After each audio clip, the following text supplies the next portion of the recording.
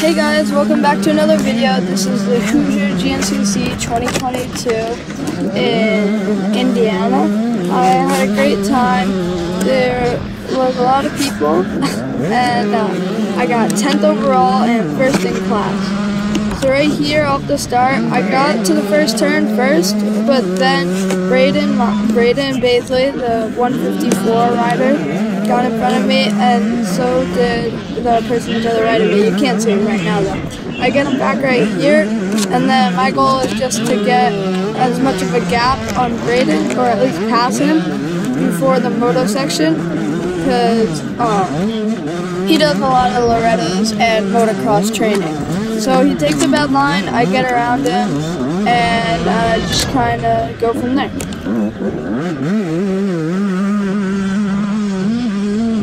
Another cool thing about these GNCCs is how they race on such popular tracks. This one was at the Ironman National Motocross track, and we even raced part of it, as you see here. Except we go left, where the pros jump up this huge hill, as it looks like for us. Coming up right here, I thought, just like last race, just like the J Day, I thought that it was like a table, but it was a single, and I overjumped it, and I didn't have a lot of drive when I hit the ground, and Braden got around me. So coming up to this race, the weather was not good.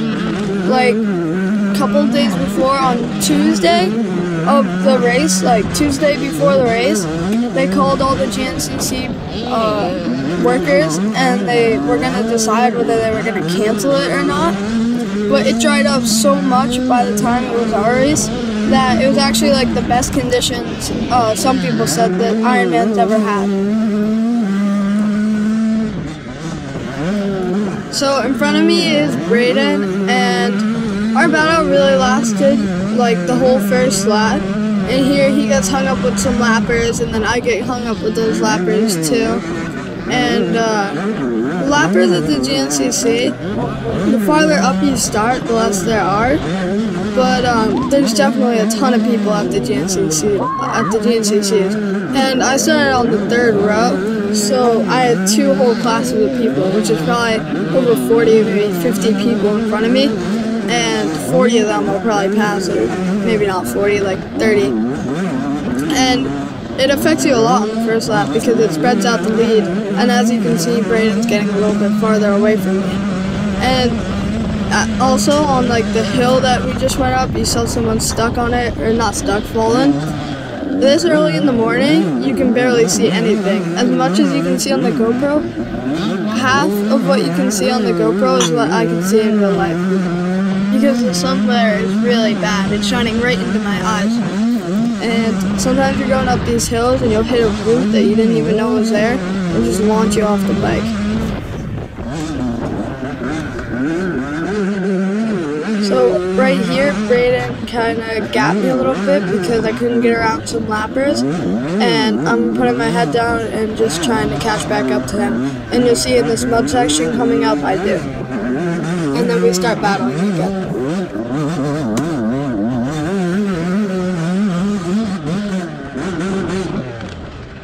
Here's my dad on the left doing the Macarena. So I was really surprised that it wasn't muddy, but coming up there actually is a mud section, and it's really the only one on the whole track. And it's pretty bad. It's not horrible, but it got worse as the day went on. Thankfully, since I'm starting to get my fitness back after having a not so good trainer over the winter, I was able to stand more and go through these mud sections a lot easier, and I'm making back time on Braden that I lost over the lappers.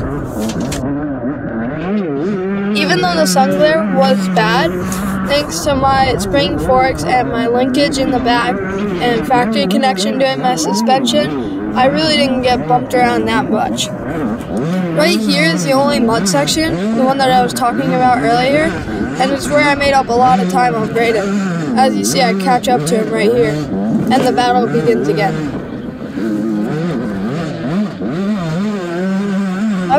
I was feeling really confident in this section, being able to stand more, and my Kenda tires were hooking up great out of the turns, and I was made up time little by little, and then Braden takes a bad line, and I get around him right around here.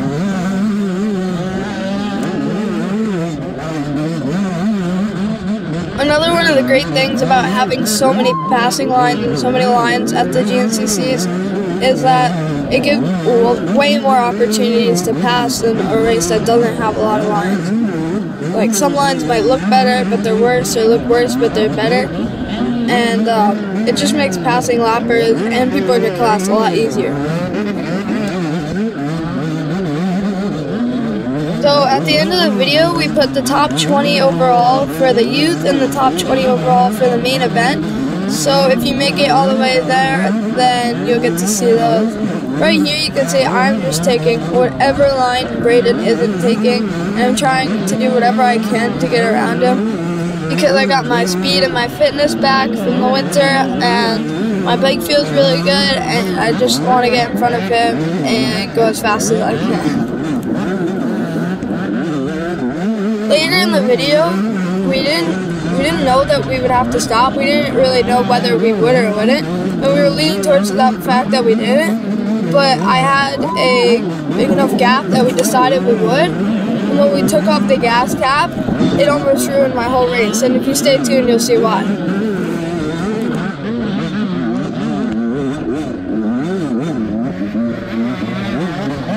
I wanted to do so well in this race is because it's so well attended that Yamaha sends out the corporate people or the bigwigs additionally to the team manager, and so it's just good to do good when they're there, and even when they're not there.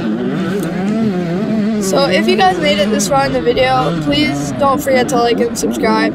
It really helps us out when sponsors see that we have a lot of YouTube subscribers, and when YouTube sees that you like the video, then it's more likely to show it to other people. So please do that. Thank you. I didn't like this section at all with the fence because I kept clipping it and it got really sketchy. I also just wanted to thank the McQuarrie and the Amasio family because they really helped me out a lot this weekend.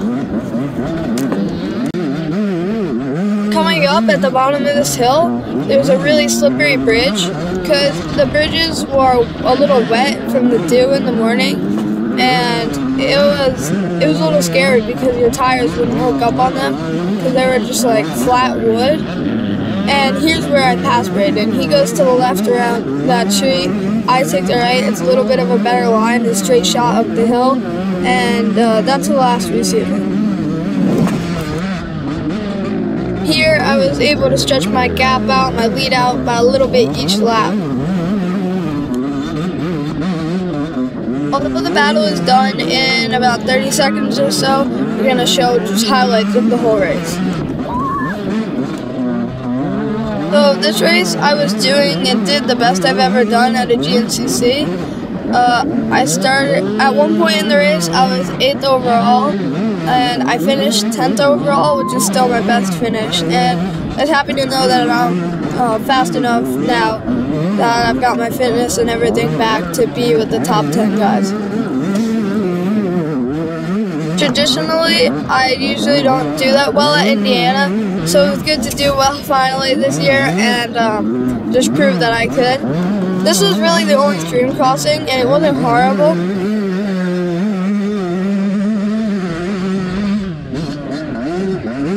And right here, see pointing on the left, that's my friend Jigs Fustini. He and his family also really helped us out to this weekend.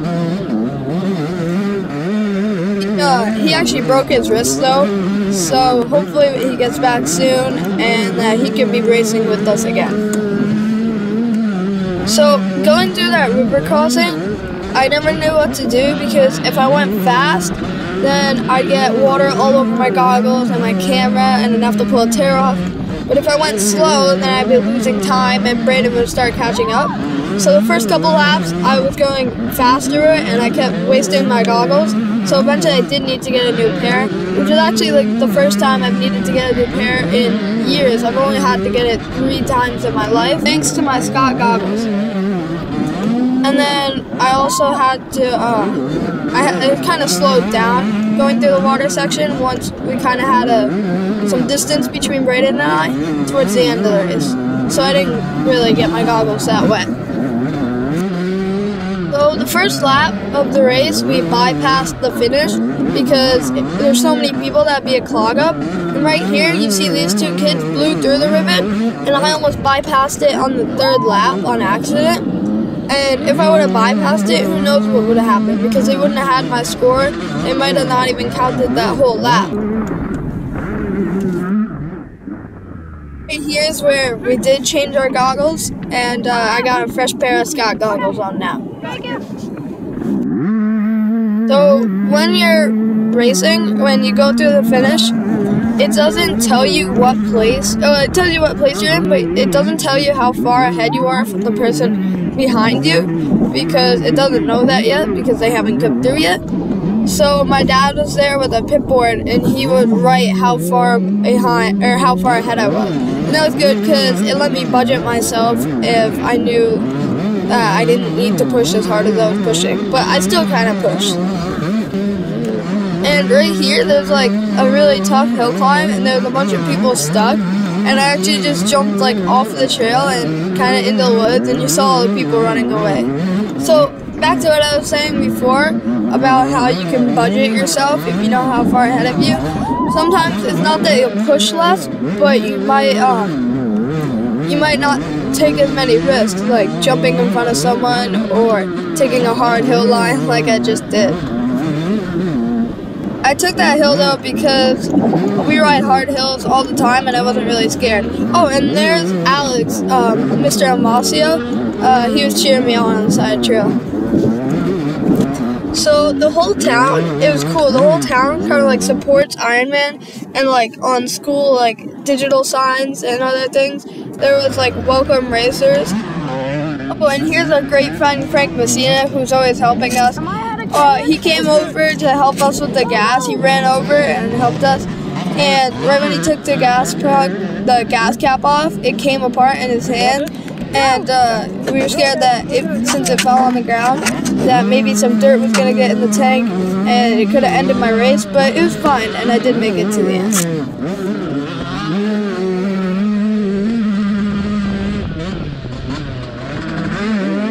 And there was Colton. He got into a bad crash with somebody. He was me telling his dad that he's okay. And he hit a tree, bent his shifter, and then was riding in 6th gear.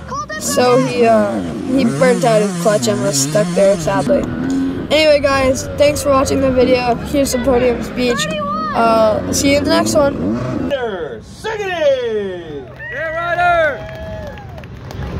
Ryder, you're able to get it done today. Talk about it.